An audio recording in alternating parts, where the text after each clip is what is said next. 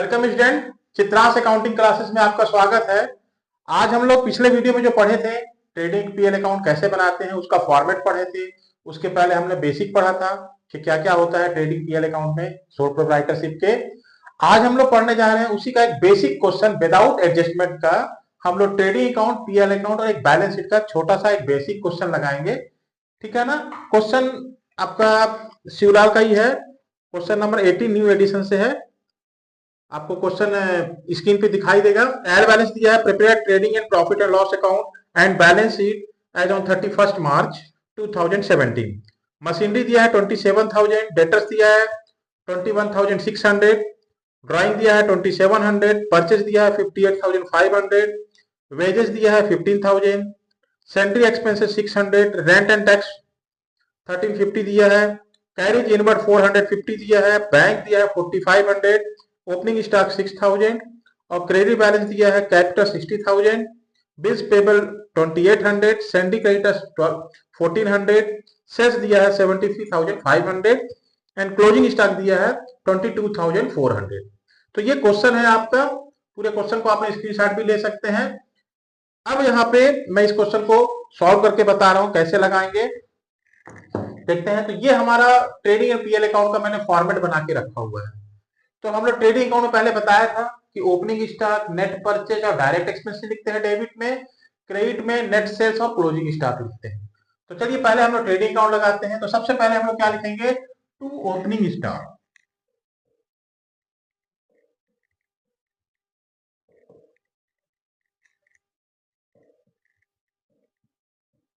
Opening stock किस question में कितना दिया हुआ है, 6,000, ये आ गया 6,000, ठीक है। इसके बाद क्या है, परचेज। परचेज कितना दिया है, 58,500। परचेज रिटर्न कुछ दिया नहीं है, अगर परचेज रिटर्न होता तो उसको माइनस कर देते हैं हम लोग।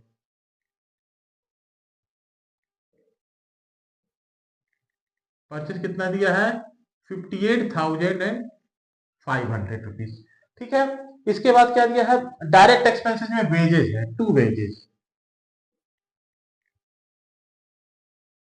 वेजेस कितना दिया हुआ है हमारा, 15,000। वेजेस हो गया 15,000, ठीक। इसके बाद और कोई डायरेक्ट एक्सपेंसेस है क्या, हाँ कैरिज इनवर्ड है ना। तो टू कैरीज, कैरीज कैरीज कितना दिया हुआ है हमारा, 450 रुपीज। 450 रुपीज हमारा कैरीज दे दिया हुआ है, ठीक है ना, कैरीज इनवर्ड। अब क्रेडिट में क्या लिखेंगे हम लोग, सेल्स, ठीक है ना। सेल्स कितना दिया हुआ है हमारा, 73,500 बाय सेल्स। सेल्स कितना दिया हुआ है, 73,500, 73,500 एंड क्लोजिंग स्टॉक कितना दिया हुआ है, 22,400।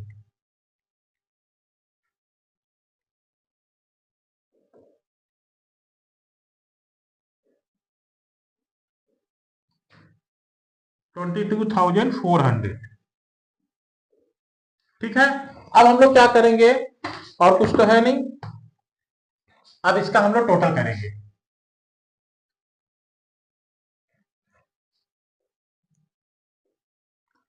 क्रेडिट का टोटल कितना आएगा, 73,500 प्लस 22,400 कितना आ गया, 95,900। 95,900 आ गया, ये हो गया 95,900। क्रेडिट का ही टोटल ज्यादा दिख रहा है देख के ही। अब इसमें से हम लोग डेबिट का टोटल को माइनस कर देंगे, तो आ जाएगा हमारा क्या, credit minus debit gross profit.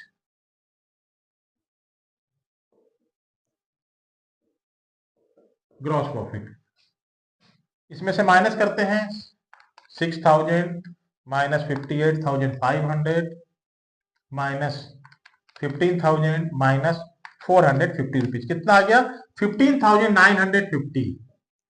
15,950 rupees आ गया क्या हमारा, ये हमारा हो गया ग्रॉस प्रॉफिट। क्या हो गया, ग्रॉस प्रॉफिट हो गया। क्रेडिट का टोटल 73,500 हमारा सेल्स हो गया। क्लोजिंग स्टॉक 22,400 आ गया। टोटल कितना आ गया, 95,900।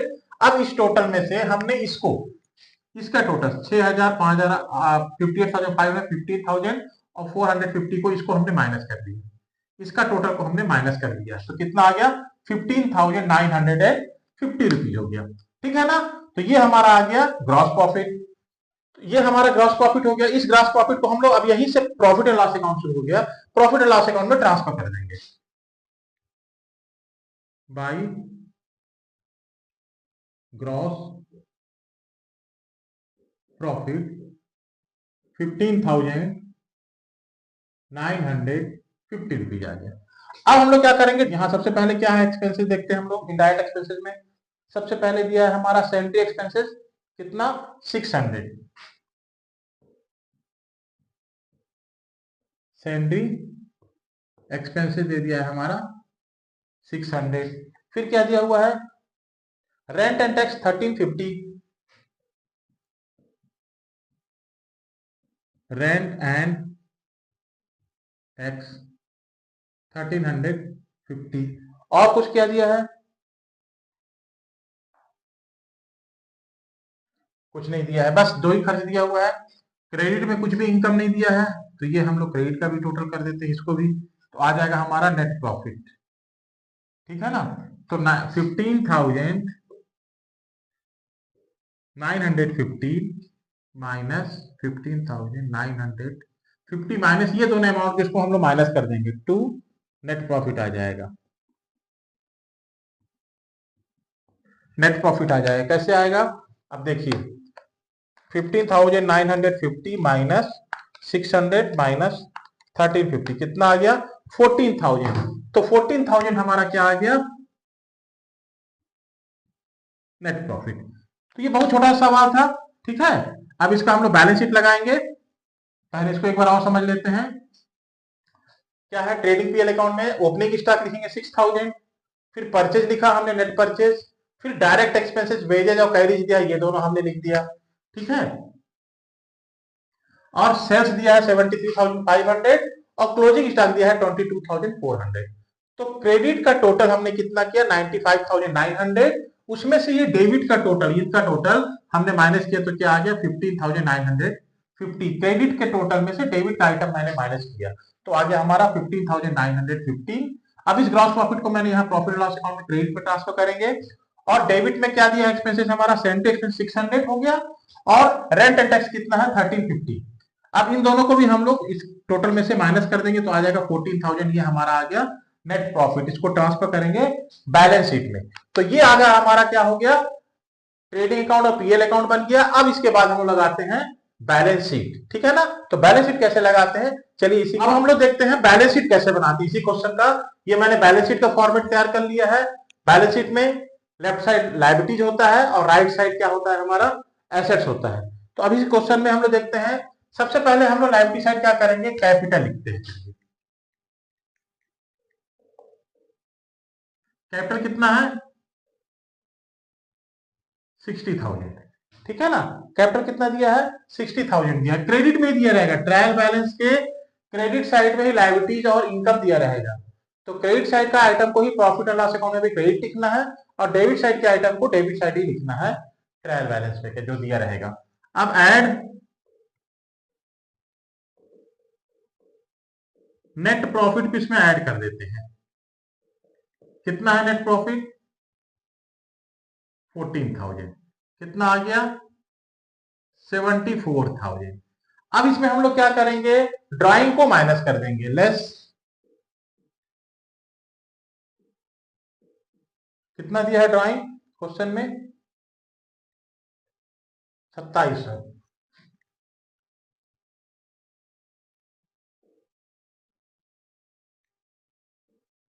2700 रुपए ड्राइंग को हम माइनस कर देते हैं, तो 74,000 माइनस 2,700 कितना आ गया 71,300, ये आ गया। और लाइबिलिटीज क्या दिया हुआ है, क्रेडिटर्स कितना दिया है 1,400,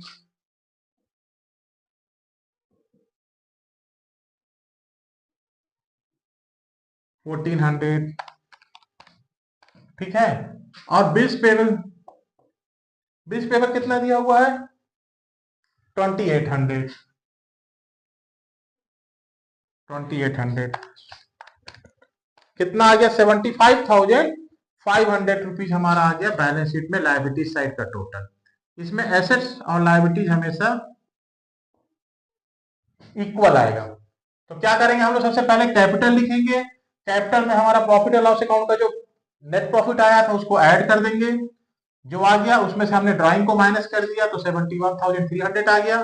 क्रेडिटर्स हमारा लायबिलिटीज है, बिल्स पेबल हमारा लायबिलिटीज है।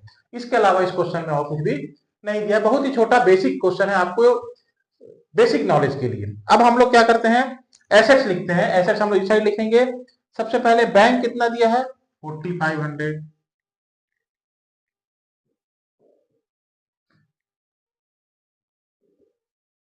4500 बैंक दे दिया है। और क्या एसेट्स दिया हुआ है हमारा, सैंडी डेटर्स कितना दिया है 21,600, डेटर्स 21,600। सैंडी डेटर्स भी लिखेंगे, डेटर्स भी लिख सकते हैं। ठीक, इसके बाद क्या हो रहा है हमारा, क्लोजिंग स्टॉक पहले लिख लेते हैं, है ना।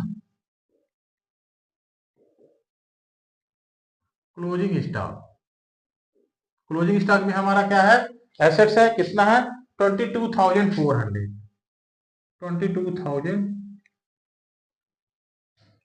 ठीक है ना, 400 हो गया। अब क्या है हमारे पास और एसेट्स क्या है, मशीनरी है, कितना 27,000,